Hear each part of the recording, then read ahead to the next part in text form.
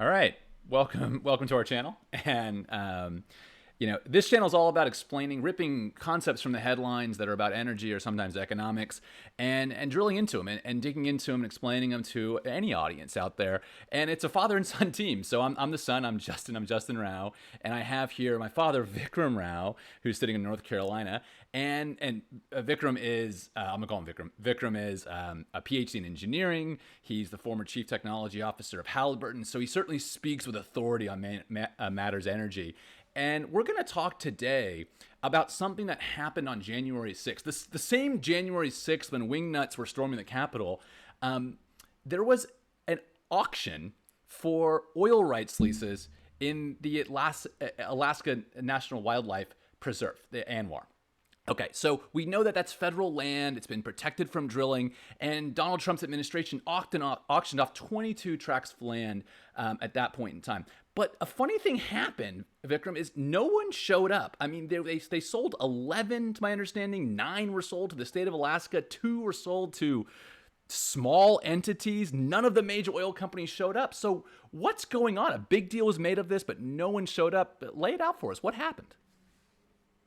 Well, what happened is that these tracts were not interesting to large oil companies. In fact, I would say that if any large oil company had bid on any tract, the head of strategy would have had a whole lot of explaining to do on his or her way out of the door, with it slamming behind them. Okay. And then the main reason for that belief that they should not be interested is the price of oil. The price of oil plummeted in 2015 in half, went down from 100 to about 50, and that's the way it's been for a while. In fact, in one of the books I published. Now, you have published many books, right? I forgot to mention that. We were going to plug your books, but you have published many books. Okay, in one of your books, yes, I remember you making a prediction back then.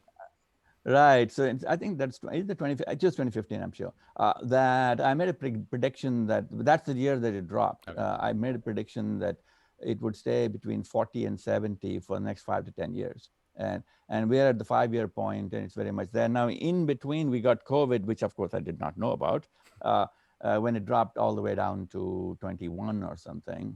But other than that, it's pretty much held steady and in that range. And that range is too low for any Arctic drilling.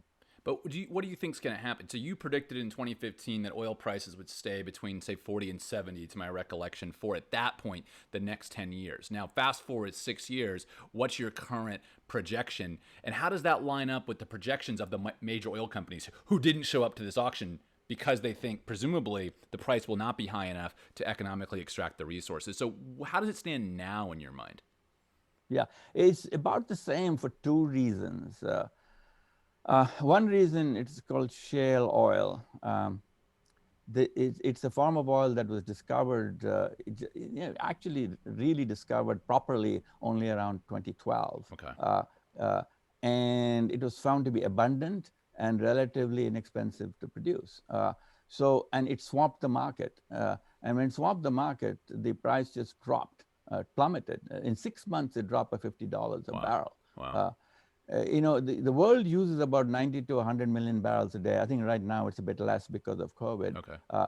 And so when you swamp the market with additional barrels that were not there before, the price has to fall. So that's one reason. The other reason is that now shale oil, people might not be familiar with that term. That's oil that's taken from the ground via fracking. I know that's not a term you like to use, but that's correct, right?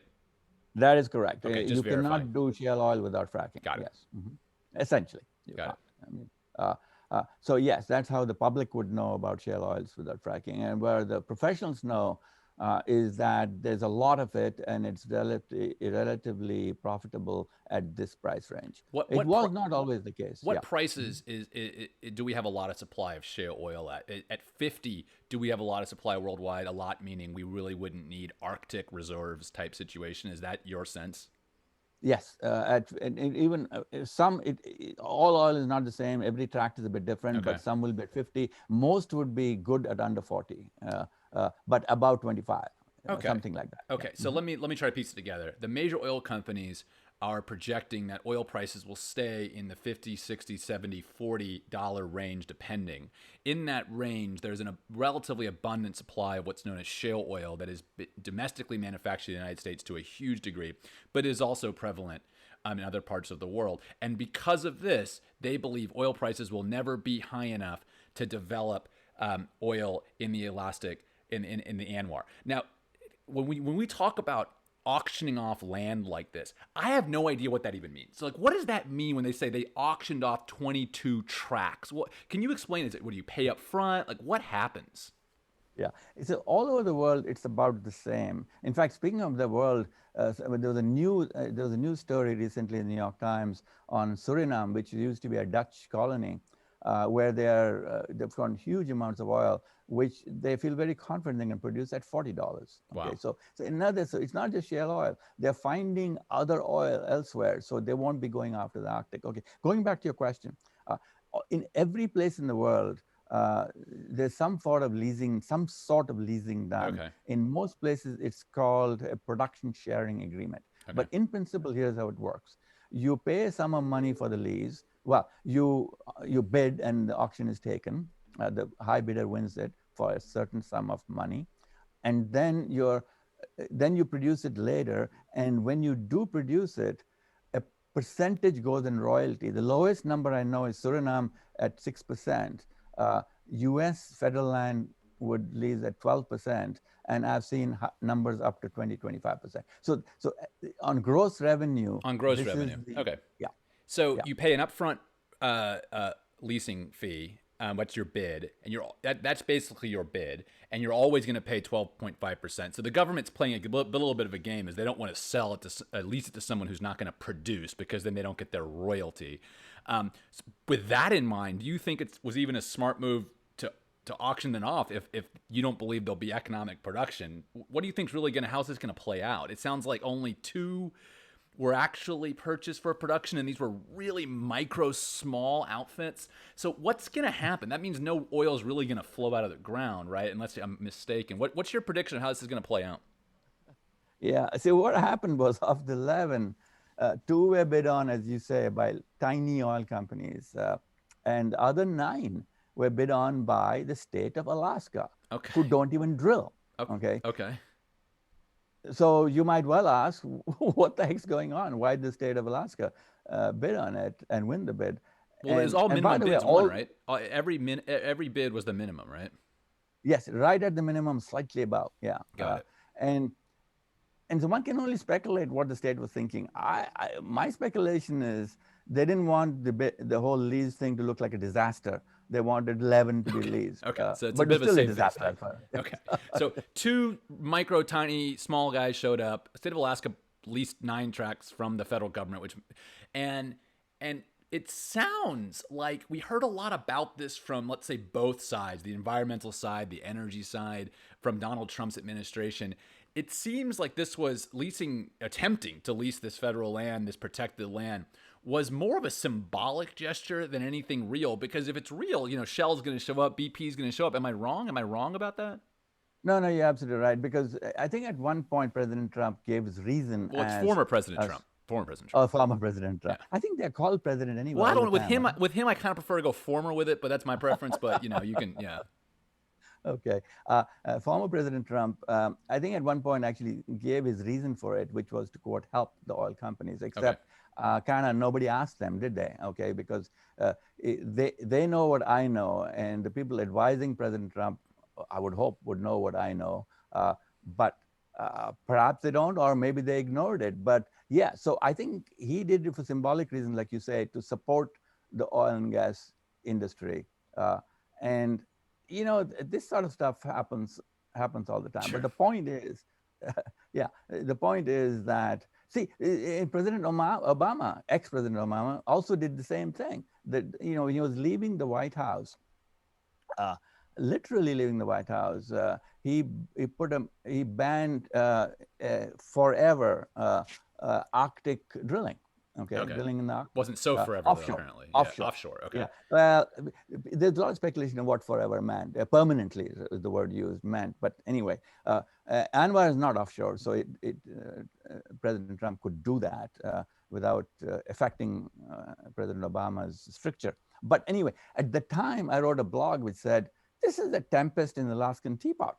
It has no meaning. You No can one ban wanted. anything No one you wanted to want. do offshore drilling out Nobody there. wanted it anyway. So you can ban it. You want to ban something nobody wants to go to? Cool. Okay. So everybody seems to use the Arctic as like a political football.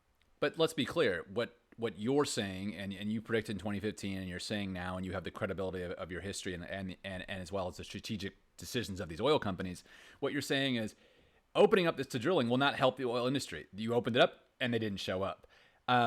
With that in mind, what's a common sense sort of bipartisan policy that you think makes sense for these protected or formerly protected federal lands in Alaska in terms of mineral rights and mineral resources? Okay, so yeah, so let's discuss that as hypothetical. I mean, price of oil could go to 100. Who knows? Sure. Okay, so let's say if it did, what is a fair thing to say? Do okay, fair to the environment, fair to the public. Okay, see, let me remind you of something. Before oil happened in Alaska, Alaska had the highest state tax in the nation, 14%. Okay. I didn't know. After oil, can you have a guess as to what the state tax was? I'm guessing -5. Actually, zero. Yeah. Well, no, don't they all get a pay? Don't they all get a payout? They do. That's a negative tax. Yes, they do. So they get a dividend check. They get a dividend check. So it's a negative tax. Yeah, not only do they not pay any tax, so oil did that. So now, was it done in a reasonable way? Then that's the question. So a good and very instructive example, and also in Alaska, and the question we're discussing now is, what is a fair way to regulate? Yeah, that's what I want to know. And still have an economic benefit to the populace. Okay, a good example of that is TAPS. That stands for Trans-Alaska Pipeline System. I think the S, I'm not sure what it stands for. And when they discovered oil in Alaska in the 60s, and then eventually it got permitted, they knew that they had to get the oil down, and there were two options. One was icebreaker tankers. Now, seriously, it was suggested. Yeah, and fortunately, sorry. idea stank. Fill up a boat with oil, and then have that boat intentionally ram into icebergs. That was the one plan. I kid you not. This was actually a serious I'm glad suggestion. that didn't happen. Yes, and in those days, I think they had single-hulled boats anyway. So anyway, fortunately, that idea actually sank. Yeah. Okay, and the pipeline idea was pushed forward. To make a long story short, the initial idea was pretty crappy from an environmental standpoint. Then there was feedback, and they adjusted it, and they were looping. Okay, and at the end of the looping, what we have is an 800-mile pipeline through amazing terrain, and they talked about, the caribou herd would not migrate. It is migrating, Okay. but they got it all right in the end. Okay, Yeah. so the lesson from that would be that you can get it right. The system works of presenting something, getting the feedback from environmental and community groups, and looping it till it works. But so what you're saying is, extracting resources requires a trade-off between the environment and the economic benefit of the resources. And what history shows, if you take that slowly, have all groups have their say, and do it in the right scientific way, most of the time you'll be able to do what you want economically with minimal or almost no environmental harm. But that's a lot of buts and ifs. Otherwise, if you rush into it, you're going to be putting oil on a tanker and shoving in icebergs and hoping for the best, which would have been a disaster. And so what you're saying here is, whatever you do, whatever administration you are, don't rush and lease them. Don't rush to say forever on either way. Just say we're always going to approach it in a way that puts the environment first. Because if we do that, we'll go slow enough that we can then get the economic resource we want. And by saying environment first, not the only consideration, but ultimately one that's irreversibly damageable. That's exactly right. And I was mentioning the TAPS as being an extremely good example because it was very difficult terrain, very sensitive terrain with the permafrost and so forth, and yet it got done. And you won't find anybody who will say that the TAPS is not properly done now. It's a really interesting point and one I was unaware of. Well, thank you for sitting down from Chapel Hill with us. The issue is much clearer for me. I hope so for our viewers as well. Of course, remember to add some comments. Vikram, he goes by Vikram. He goes by father to me, but Vikram will be in there answering comments on this. And please subscribe if you liked what you saw. Otherwise, we'll see you next time. Bye-bye.